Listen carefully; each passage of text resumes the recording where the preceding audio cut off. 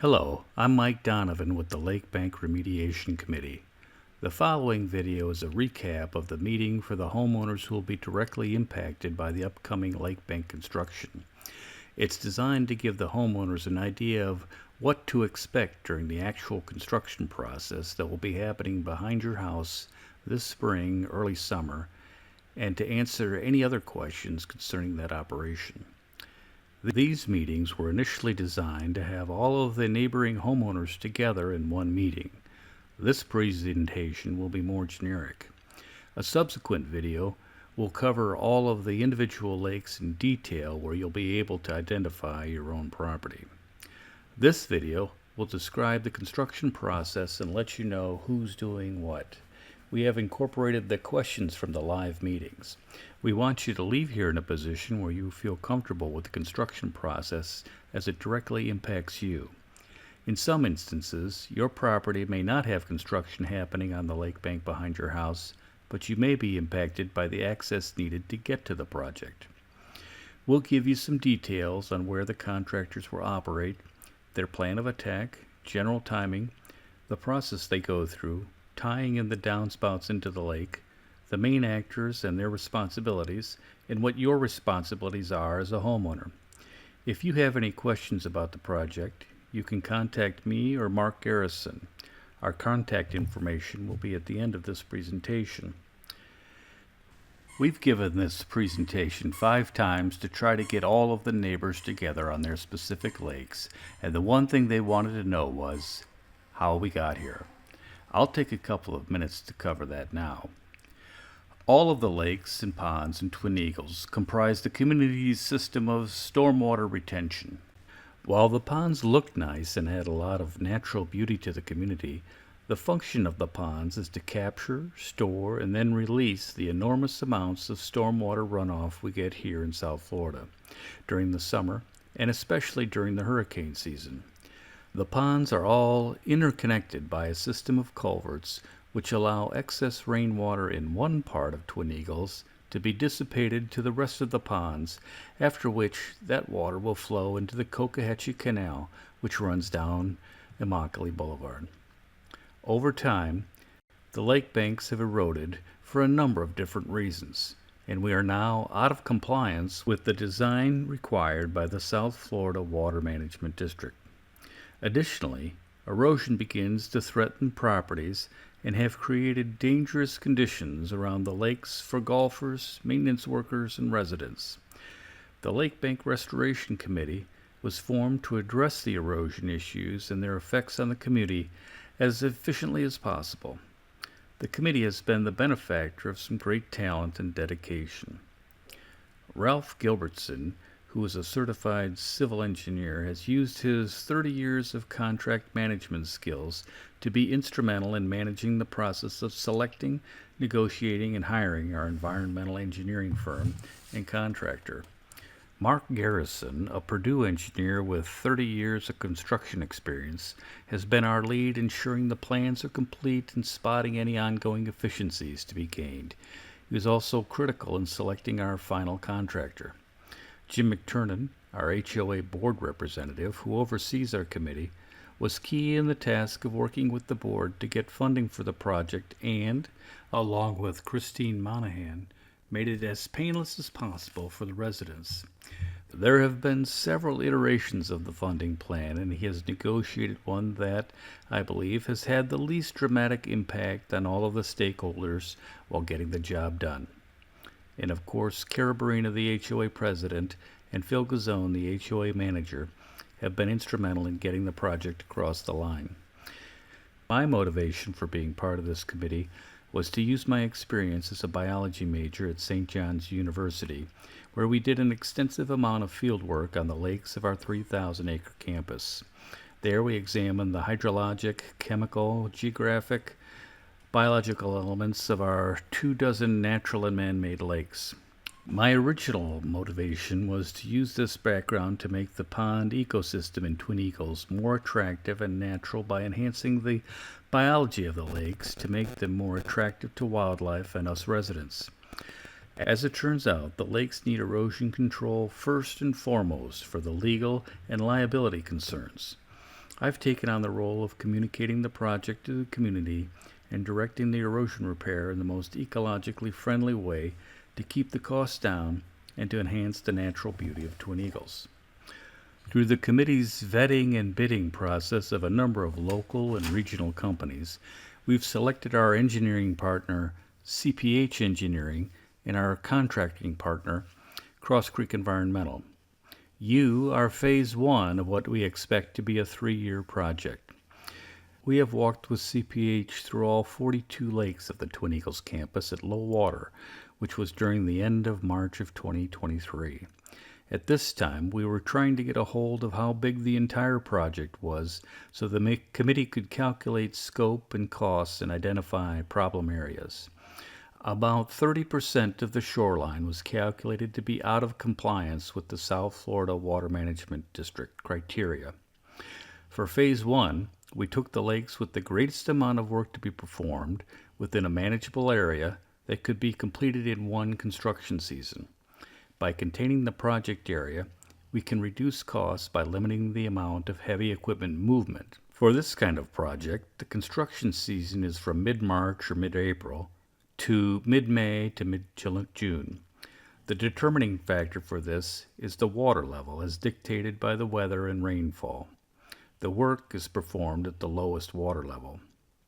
There are 3 components of the project: how we will stop, how we will remediate, and how we will stabilize the lake banks. To stop the excessive runoff into the lakes, I'd like to show you the engineering documents for the way the streets collect and route the runoff into the same lakes that each home or condo does. So let's talk about removing excessive runoff. Here I've got a portion of an engineering diagram for all of Twin Eagles, which shows the street structures used to capture and move excessive runoff. Let's focus in on the streets. Here's a series of diagrams that show the structure of the streets.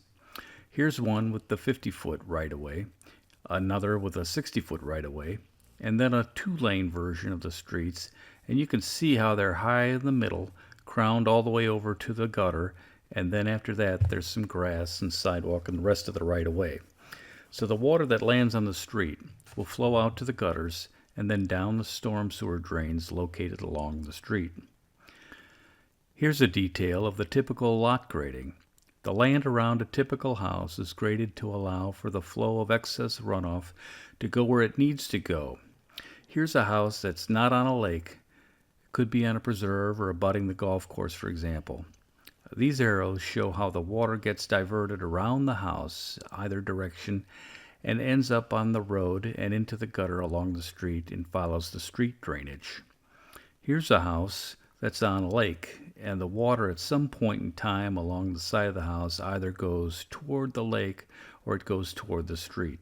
The point where it flows to the back is the critical point for us that we'll talk about later. But it's that water that goes toward the lake directly that we are concerned about as opposed to the water that goes to the street. And why aren't we concerned about the water that goes to the street? Because on this blow-up, you can see how substantial the structures are that trap the water and carry it into the pond. Here's the street gutter that you'll see it's got a heavy metal grate on the top with a 10-inch thick slab across the top. This unit, you can see the storm drain is 9 feet by 9 feet on the interior measurements, and the walls are 8 inches thick and the floor is 8 inches thick.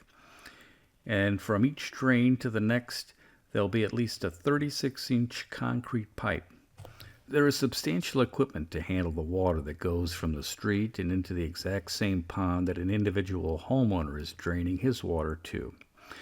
So we're not worried about the excessive runoff that goes toward the street because we've had no major problems with the culvert system, and the HOA monitors that system regularly. So now let's talk about the individual drainage of each house into the lake when a house is located on a lake. So in the bottom here is blue, and that's the lake. And up from that, it's a catchment basin, and then you can see the grate. We will be using a one-piece unit, so there won't necessarily drop down into this collection area. It's all one piece, and you can see the downspout from one house on the right being connected with a drain going into the catch basin, and then another downspout from the house on the left getting connected into the same catch basin. The catchment basin is located in between the two houses, where there is a swale or a valley which drains the water away from the house toward the lake. It will catch the surface water through the grate, and from here all the water will drop down about 4 feet in a much larger pipe, make a 90-degree angle toward the lake, and come out underneath any remediation work we do, and enter into the lake below the low water point.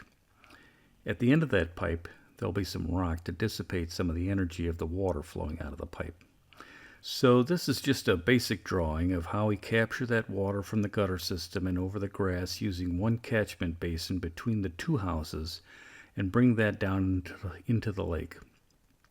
That same system would be located in between each house.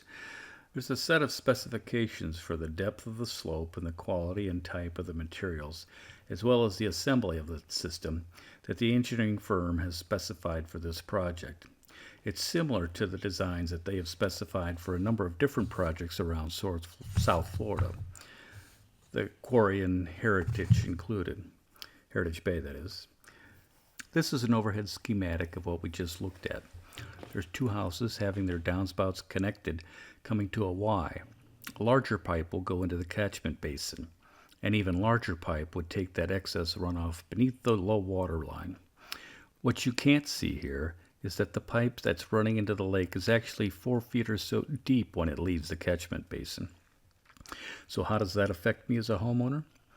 I'm going to come back to that after we talk about the remediation, because it all makes much better sense as to why the downspouts have to be connected and to have a certain specifications of materials. Now let's talk about the remediation. That's the whole heavy equipment side of this project. To regrade the slope and bring that in compliance with South Florida Water Management District, there are 3 ways that we'll remediate the slopes that are out of compliance. The first option I'll talk about is regrading the slope to a 4-to-1 slope. This is what South Florida Water Management District dictates in our permit, and this is the most desirable methodology for us. It gives us the most natural look, it benefits the wildlife, it makes the ponds always look full instead of the toilet bowl ring at low water, and it's the least expensive methodology for remediation. This process involves the contractor bringing in a specialized backhoe which can travel in up to 6 feet of water and pull soil from the lake up to the bank and fill in the slope to get the grade to be 4-to-1. That soil is then compacted to reduce settling. It's then covered with a biodegradable natural cloth like a cocoa mat, which is stapled down to stabilize the soil. Then a variety of select aquatic plants native to Florida are planted through the cocoa mat at specific intervals and specific heights depending on their ability to survive in the various hydrological circumstances as the water rises and falls throughout the year. While the plants grow and expand their root system, the biodegradable mat degrades over time.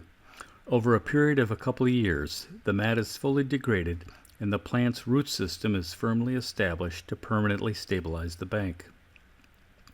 A second option for remediation involves a bank that may be too steep or there isn't enough room to extend that 4-to-1 slope. This methodology uses a small riprap wall near the low water mark to allow the area above that wall to be at a 4-to-1 slope. That area would then be compacted, covered with the natural biodegradable cloth, and planted. This method will utilize the plant material to stabilize the slope above the riprap wall. The third methodology we will use is when the slope is too dramatic to get the ideal 4-to-1 slope. In this method, we'll use riprap to both remediate the slope and stabilize the bank at the same time. Riprap is a special stone that is large enough to not be eroded by wind, wave, or rain activity. And it's a certain shape so that all of the stones tend to lock together as a unit. At the bottom of the riprap wall is a keyway or foundation dug into the lake bank and filled with larger stone to keep the riprap sheet from sliding deeper into the lake. This methodology will be used as little as possible because it's the most expensive of the three options and it's the least natural looking. It will be used in the most extreme cases and only when necessary. It does provide immediate slope stabilization. We've already addressed stabilization a little bit while talking about the different methodologies for remediation. This may be the most important component of the entire project in the long run. Where we've been able to stop excessive runoff and correct the slope, that slope needs to be stabilized so that you don't return back to the same situation when the lakes are not properly stabilized after initial construction. In the case of the slope regrading or the regrading plus some riprap, the exposed bank will need to be planted with aquatic plants that can flourish in the various levels of water throughout the year. This diagram shows some of the plants that will be used and at what level they would be planted. The spike rush, which you see on most of the ponds in Twin Eagles, will grow from the low water point out to the lake until it gets to about 42 inches deep, at which time it will not survive. Between the spike rush and the shore, there is a variety of different plants that we can use with various textures and colors and flowers to give a natural and aesthetic look. Special attention will be paid around the golf course for playability. Properly planted and established with vegetation to stabilize the entire bank, the shore will be stabilized and the ponds will always look full, even at low water. The root systems will stabilize the soil to some degree immediately, but over time, as the root system expands, the formerly sandy lake bank will become as durable as the sod in your lawn. Here it is before and after a picture of a properly graded littoral planting. Here's another example with several different species of plants. Here's an example of a completed riprap project. This riprap shows a steeper slope that you'll see in our project, as riprap will only be used in extreme circumstances like a steep slope. The next question you may maybe have is how are they going to get this done? This is a picture of the Menzie muck, which is a small to mid-sized backhoe that can travel in a variety of conditions, including water up to 6 feet. The contractor will use this machine to pull dirt from the lake or spread material to compact material from the direction of the lake. So once it gets in the lake, it can perform all of the functions within the shoreline and not from the yard or your backyard. Here are some other machines the contractor will use in this project. This is a small to mid-sized machinery which can fit within the lake bank at dry and low water levels and get the job done. Note especially the loader on the right. That's the vehicle that will move rock and soil from the staging point to the work site. Again, notice its size and that will be able to work within the lake bank without causing damage to the yards. Here's an example of two lakes and how the construction process would progress. Lake number 13, which is around the hole number 8 of the Eagle course. The star represents where any heavy material would be staged, including rock or soil, at the very end of the cul-de-sac. There's a narrow opening between that and the pond, and the vehicles would travel through there. Once they get to the job site, they'll travel along the bank to the end where they can do the remediation work, and then work backwards and only travel in that lake bank area. The bulk materials, like rock and soil, will be staged as needed, such that a pile of rocks or a pile of dirt shouldn't stand overnight more than one night. It is typically used as the same day it arrives. Also, on this slide, you'll see a thin black line with white circles labeled TB. These are the turbidity barriers that float outside the work area and hang to the bottom of the lake to contain the sediment within the work area. The lake may change color slightly, but should return to the original color after all the settlement settles to the bottom. The timing of the project is very weather dependent. For planning purposes, we look at the average monthly rainfall and water levels for Southwest Florida. The target start date will be around the end of March to finish in early June. This gives us anywhere from 60 to 90 days, depending on when the rain stops and starts.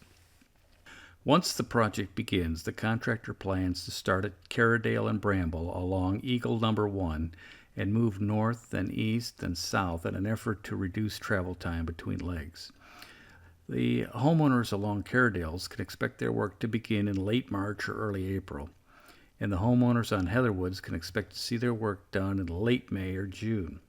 From there, you can estimate your start time, with Dundee and Kinross being about the halfway point.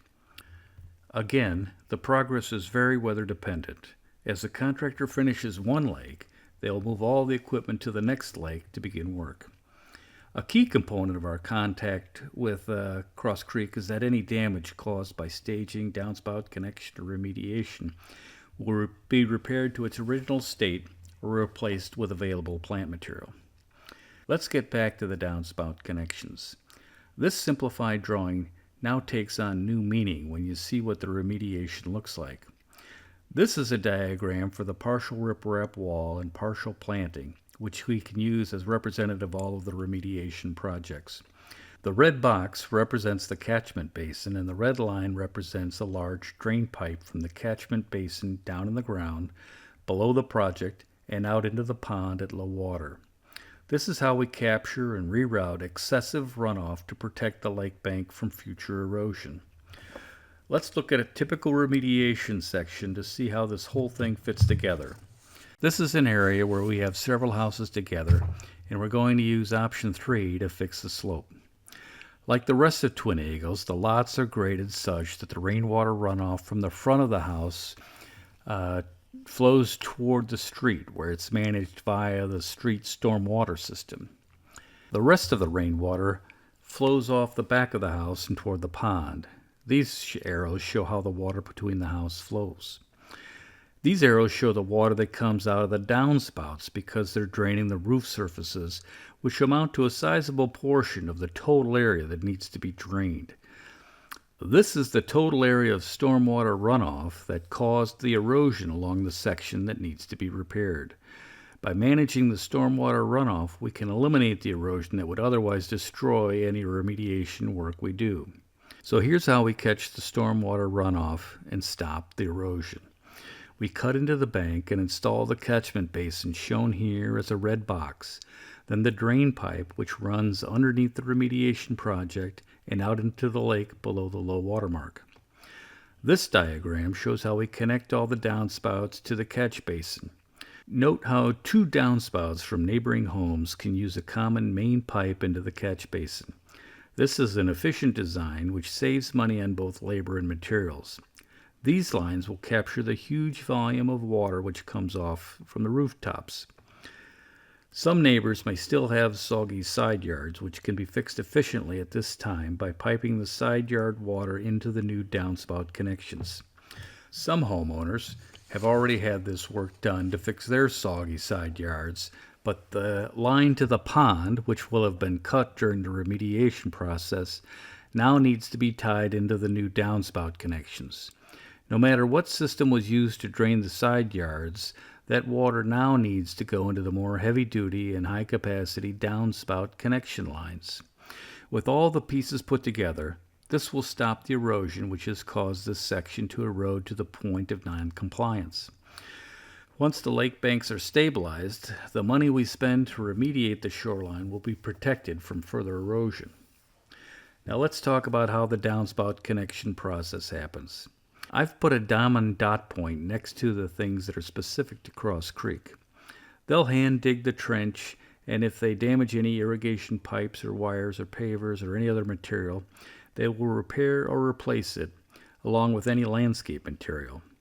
They'll install the downspout connection, the elbows, the Y connectors and drains to appropriately sized pipes to specification. There are special connections for the downspouts and other fittings that are specified with this particular drain pipe. If you need any other additional drainage, they'll handle that at this time. There'd be an extra charge for that work. If you had a system already installed, we'll need to connect that in, and there will be a small charge for that. The downspout drainage is then attached to the catchment basin when the remediation takes place. All material needs to meet specification of the engineering plan and a final inspection by CPH engineers prior to burial. They'll be on site with the Cross Creek people for the remediation work, so the inspection will be done as the work progresses. If you or your contractor will have to call them when you're ready. Additionally, Cross Creek will warrant the pipe all the way from your home to the lake that they install. The ARC request is completed in bulk for the Cross Creek, so you don't need to submit an individual ARC form. But if you do it yourself, or if you have a contractor do it, you'll need to submit that ARC form and also get all of the specifications of the type of pipe and connections and the installation process, which the HOA office can give you. This is a brief description of the specifications of the type of pipe and the type of fittings that you'll need to complete the project if you do it yourself or have your own contractor do it. These are not readily available at Home Depot or Lowe's. The right-hand diagram shows the difference between Cross Creek doing the connection and yourself or a subcontractor. The red lines from the downspout to the catchment basin will have to be direct. Your neighbor has to have a longer line since it can't be shared going into the catchment basin. Cross Creek can only warrant their work, which would be void if someone else shared the main pipeline. So a quick review of the downspout connection process is that Cross Creek will have mailed you or emailed you each affected homeowner with the proposed installation, which only includes the connection from the downspout to the catchment basin. If you need to connect your system into it, or if you'd like to add some additional drainage for your side yard, they could perform that for an additional charge. The downspout connection should run anywhere from $1,100 to $2,000 based on the distance to the catchment basin. You can reply to their email for approval, and you won't be billed for anything until after the system is completely installed and inspected. If you want to use a different contractor or you're doing it yourself, you have to notify the HOA as soon as possible so that Cross Creek doesn't do your downspout connection.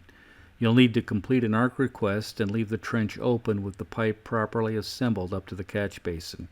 Cross Creek will make the final attachment to the catch basin. After the inspection, which will run anywhere from $100 to $150, the trench can be filled. As I mentioned earlier, CPH Engineering is our engineering lead and the construction contractor is Cross Creek Environmental. If you have any issues, or if you think there needs to be an additional repair, or you have questions, the primary contact will be George Bowling of Cross Creek Environmental. If he isn't responsible to answer the question and resolve that issue, he'll know which person on our team is responsible for it and get you to that person. The primary Lake Bank Committee contacts for the operation and installation of the whole project are myself, Mike Donovan, and Mark Garrison. Our numbers and email addresses are on the screen. So what do you need to do at this point in time? You need to look at that proposal from Cross Creek to connect your downspouts into the catchment basin and the project drainage system. You'll need to choose who will make that downspout connection. To have Cross Creek do it, just notify them by email on the proposal. You can notify the HOA that you'll be doing it yourself and then ask them for specs. Or you can notify the HOA that you'll have another contractor do it and you'll need to get the specs for them as well. Now is the time if you want to have any side yard drainage issues resolved. You can do that yourself, you can have a contractor do it, or you can contact George Bowling. In either case, you'll have to contact George Bowling because we'll have to connect it into the downspout system. So there you have it. We are in phase 1 of fixing the lakes at Twin Eagles.